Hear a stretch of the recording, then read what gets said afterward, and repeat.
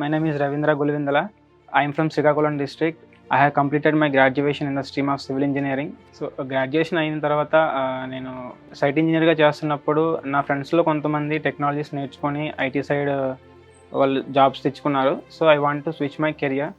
So నేను ఇప్పుడు ఇలా ఇన్స్టిట్యూట్స్ గురించి వెతకడం, యూట్యూబ్లో ఎట్లాంటి టెక్నాలజీస్ నేర్చుకోవాలని చెప్పి సెర్చ్ చేస్తున్నప్పుడు నాకు ఇట్లా NextWave గురించి కొన్ని సక్సెస్ స్టోరీస్ అనేవి నేను యాడ్స్ రూపంలో చూడడం జరిగింది.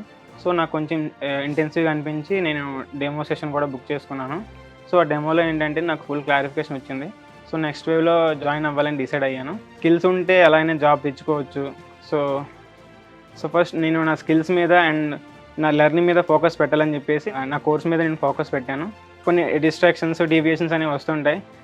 బట్ NextWaveలో ఎక్స్ప్లెయిన్ క్లాసెస్, సో ఆ క్లాసెస్ చూసిన తర్వాత మళ్ళీ నాకు సెల్ఫ్ మోటివేట్ అయ్యి సో మళ్ళీ నేను ట్రాక్లోకి వచ్చి మళ్ళీ నా కోర్స్ నేను తీసుకొని అట్లా కంప్లీట్ చేయడం జరిగింది.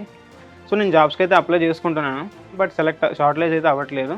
నాకు వచ్చిన రెస్పాన్స్ ప్రకారం ఏంటంటే నా స్కిల్ సెట్ అనేది లో ఉంది. సో దాన్ని అప్గ్రేడ్ చేసుకోవాలని చెప్పేసి అంటే అప్పుడు నేను మాక్ ఇంటర్వ్యూస్ మీద ఫోకస్ పెట్టాను. ఒకసారి నేను నేర్చుకున్న అన్ని టెక్నాలజీస్ అన్నీ రివిజన్ చేసుకొని మాక్ ఇంటర్వ్యూ షెడ్యూల్ చేసుకున్నాను. సో ఈ మాక్ ఇంటర్వ్యూ వల్ల ఏంటంటే నేను ఏ లెవెల్లో ఉన్నానని నాకు అర్థమైంది. సో నాకు మాక్ ఇంటర్వ్యూస్ కూడా చాలా హెల్ప్ అయ్యాయి ఇంటర్వ్యూ క్రాక్ చేయడానికి.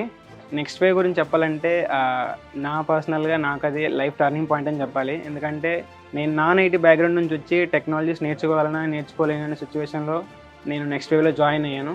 అండ్ అంతే ఈజీగా టెక్నాలజీస్ నేర్చుకోగలిగాను. ఇప్పుడు జాబ్ కూడా క్రాక్ చేయగలిగాను.